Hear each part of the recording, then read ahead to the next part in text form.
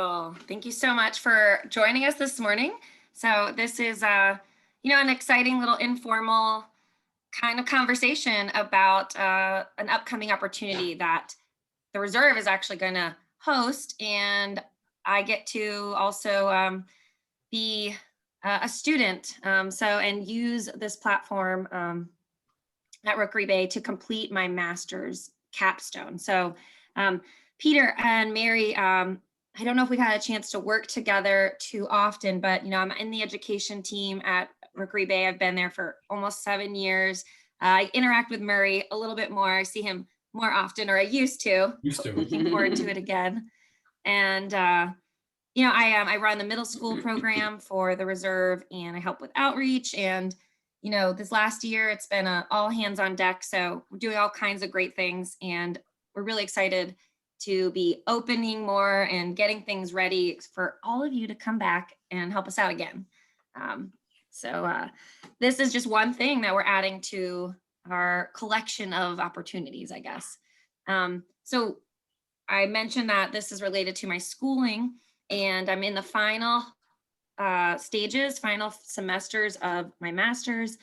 It's in science communication, so it's a master's of arts, and that's why I don't have to do a thesis per se, but it's still an intense project that if there's an outcome or if it lasts more than one time, I mean, this is a really good thing. I've been getting great feedback from FGCU about my idea, and that's what we're here to talk about. And then I've also been working with all the coordinators at the reserve to, ensure that our placement, our logistics are going to be just right. We're not going to disrupt any important habitat, because we are going to be outside and engaging with the environment. That's what this project is really all about. So I've got just a short PowerPoint that will help me explain to you more about this event or these events. And I'll ask you questions about your comfortability or maybe your experience doing something similar. And I'm really looking to draw on that, because the summertime is when we're piloting this. So if you're around during the summer and you want to participate, this is just kind of like a first step in getting an idea of what is this? What do I need to be prepared for the next step? And we'll just hopefully keep it moving from there to a permanent, ongoing monthly event. So let me share my screen.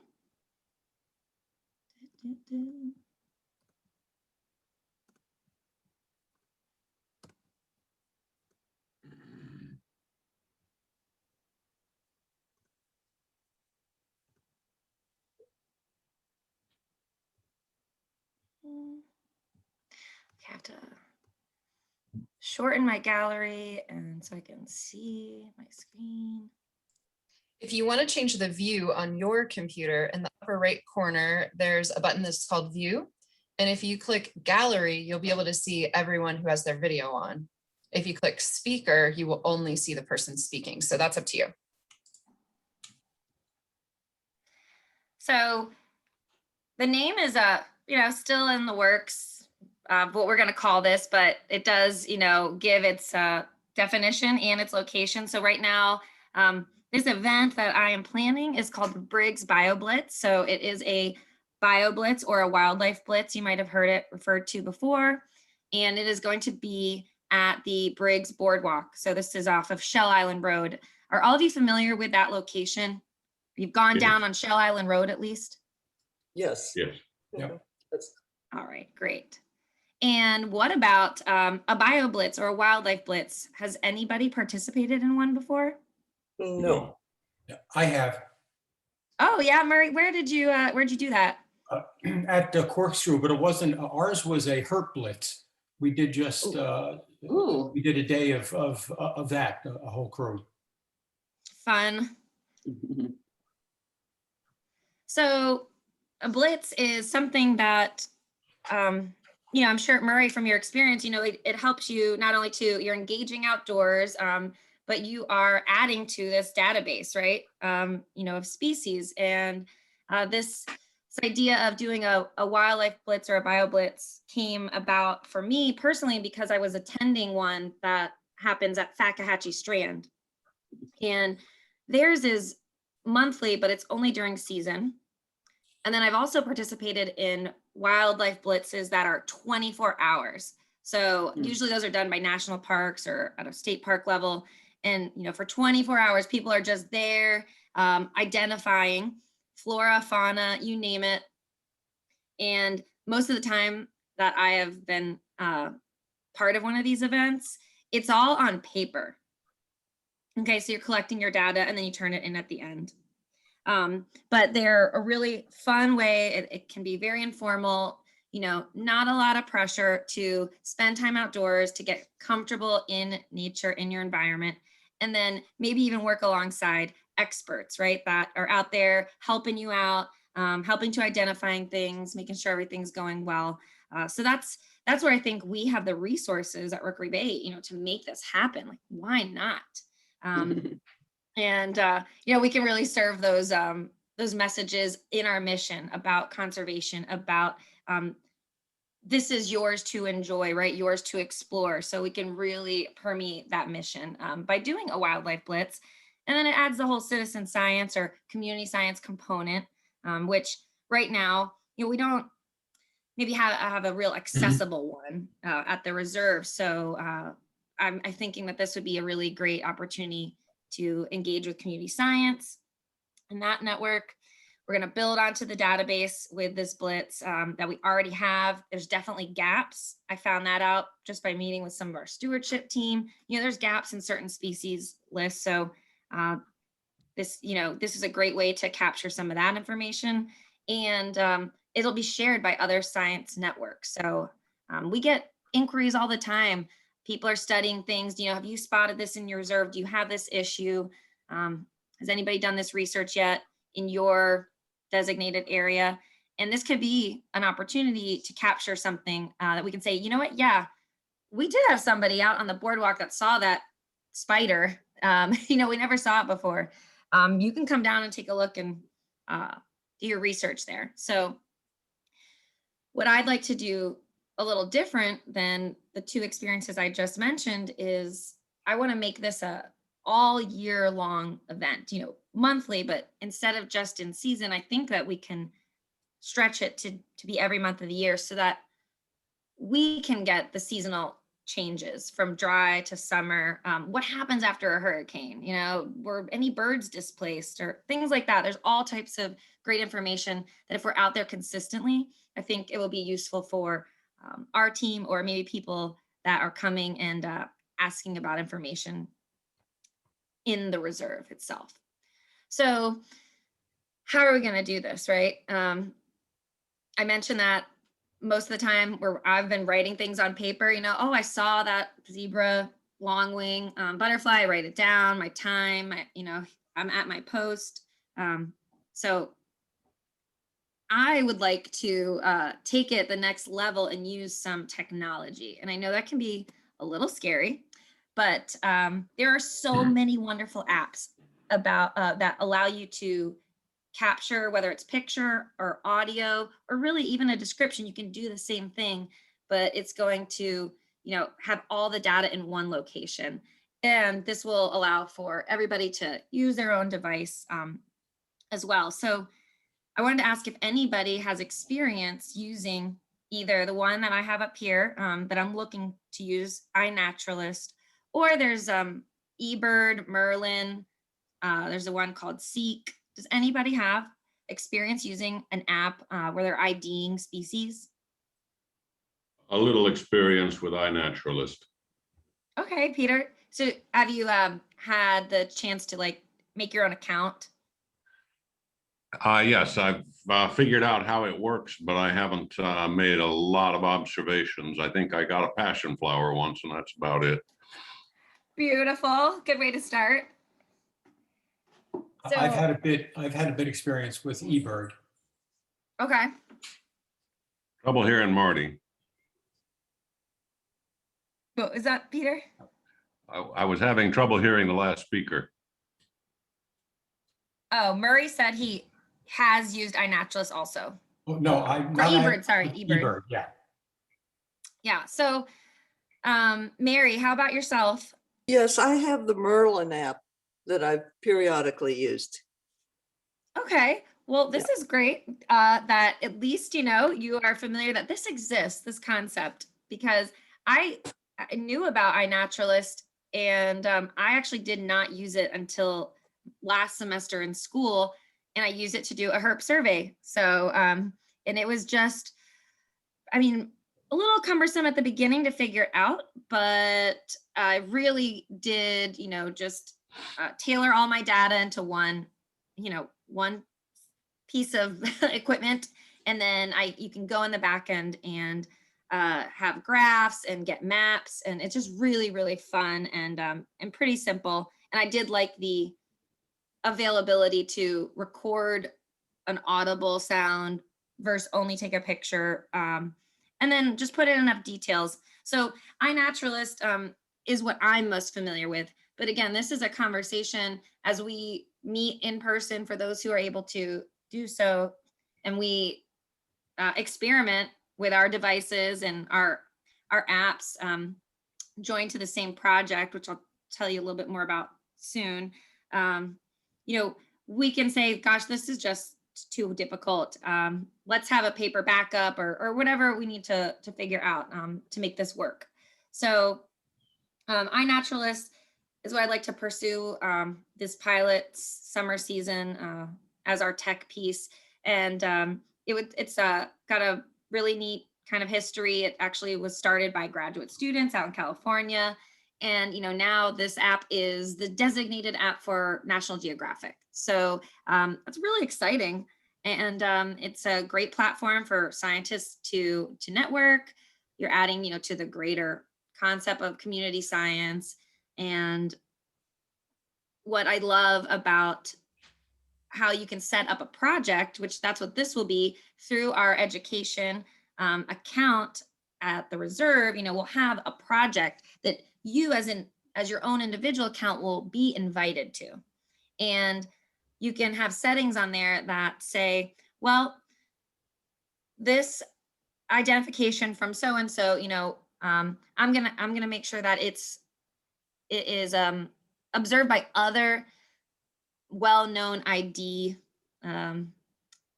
individuals on the app. So basically they call it a research grade where your photo or your ID, you know, has to be confirmed by 2 others. And that just like helps for that research grade, they call it, you know, collection. So that'll just make our data stronger by having that. So I really like, that's just a feature I love. Because sometimes when you're just out there writing stuff down, you know, yeah, you might have seen that, but I think this will, again, just raise the bar on the things I've participated in. That's all I have to go off of. So we can take pictures or audible or accounts of plants, animals, you name it. And, you know, I think that when you get familiar with it, it helps you to just be more confident in the fact that you're going out and you're collecting data, because that can really, seem scary. So I think it's a really welcoming opportunity to use technology and to get out and get associated with our environment. Now, all of us here together today and the volunteers that are going to be helping out our staff, you know, we're familiar with it, but the greater goal is to get those community members, you know, who maybe aren't as comfortable or just, you know, haven't taken that opportunity or it doesn't exist yet for them to get out and do this and explore the reserve. So our timeline, we're in April, it's almost over, I can't believe it. And we are doing our virtual introductions right now. So I had one on Tuesday. And then in May, I've chosen 2 Saturdays that I would like to have an in-person meeting.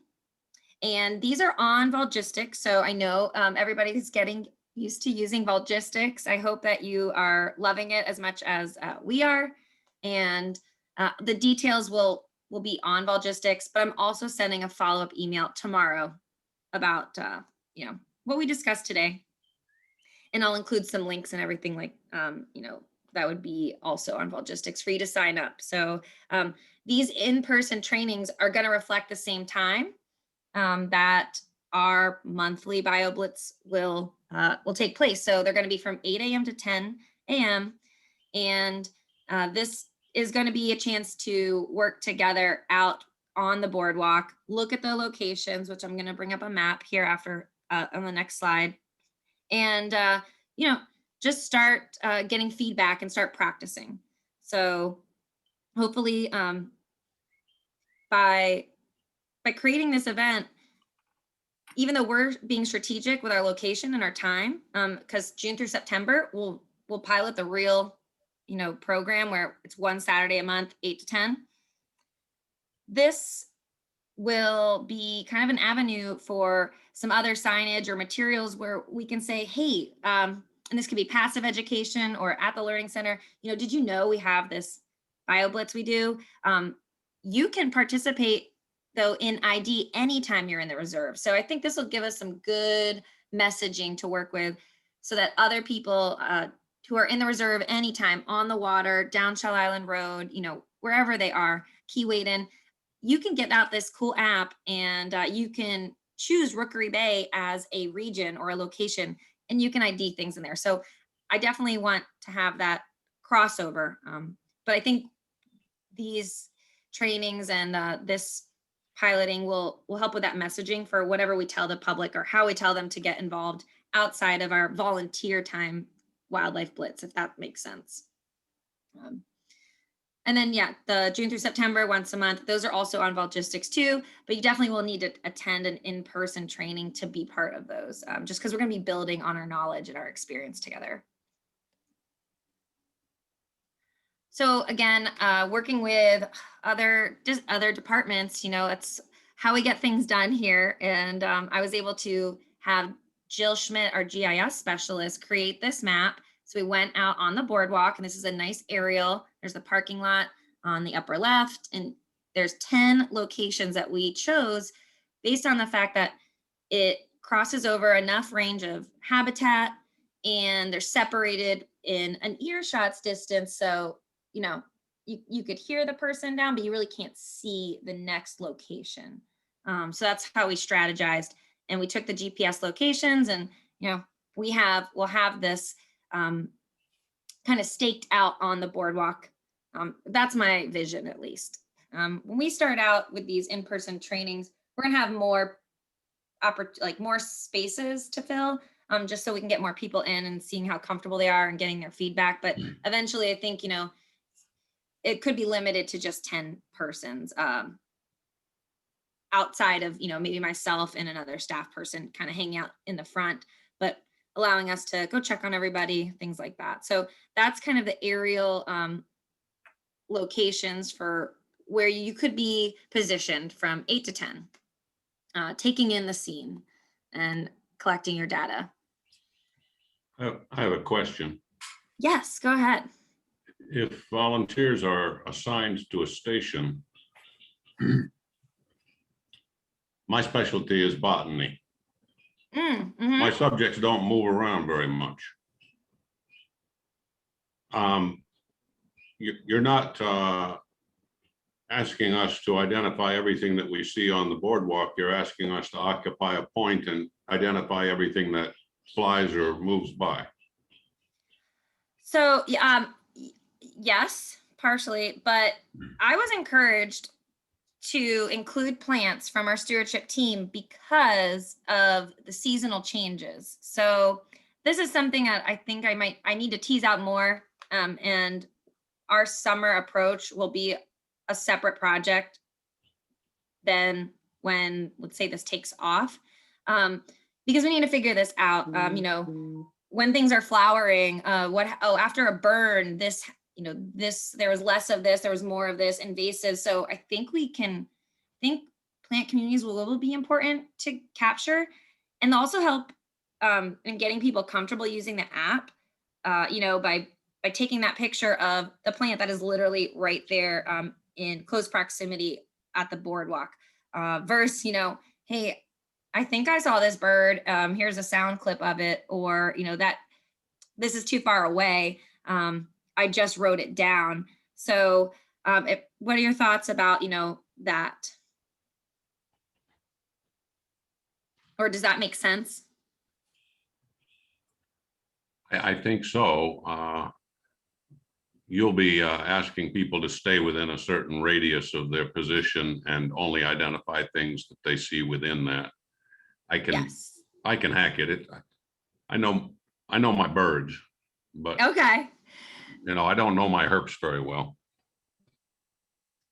Well, and this could be a way to expand on that knowledge. So, a fun thing afterwards is I think everybody kind of sharing what they saw, or, like, oh, I think I saw this. Did you see this? You know, uh, I want to collect good data, and I want this to um, remain kind of like consistent and easy. But I think part of the other goal is, you know, creating an opportunity for people who are not experts at all. They've never even been out into a mangrove swamp, and getting them involved in the reserve, and getting them out in the reserve. And, networking with science to some degree. So this slide just has the information that I just went over. And I have a bullet here that says no more than 2 persons at each location. So gosh, we just had, amazing volunteer availability, and we really needed to, I don't know, give everybody a chance. I think we could do that. That's kind of how it's been done at Fakahatchee's. You have 2 people at each location because you can look off in 2 different directions. But I don't know. We'll play with that. And then the parking lot is nice. There's a restroom there, and there's also plenty of parking, and that would be a great place for check-in. That is also can serve as an observation point. So that roadway, I think that would be a good location to ID species. Here are just some visuals of those different habitats I mentioned that we're just trying to capture and cross over. So, marsh to mangroves to pine and woody scrub. It's just a great location that you don't have to go out and trample over things and confuse people on, am I allowed to be there? Am I not allowed to be there? And since this place is open to the public, all year round, I think that once we create some signage about this happening at the reserve, we might get, a great influx of just any day visitors contributing to the species ID at this location and in the reserve in general. So I kind of touched on a few of these additional goals. We want to increase the community science opportunity for Rookery Bay. We want to expand on this data collection and add to those gaps of species ID that currently exist here for us. And another kind of a side goal I have is it's connected to that accessibility. Some of our community members, maybe English isn't their first language, so this doesn't seem that easy to them or that accessible or include them. So I've been reaching out to a couple local high schools, trying to see if there's any interest in students who have a second language, like Spanish or Creole, that we can share this opportunity and create different signage, or how can we access those community members so that they feel comfortable and they feel part of this, or it's something that they could be part of even on their own time. Doesn't have to be the eventual BioBlitz. It could just be, hey, Briggs Boardwalk's right down the road. I love to go there every Sunday and ID birds with my family, stuff like that. That would be an awesome outcome, I think.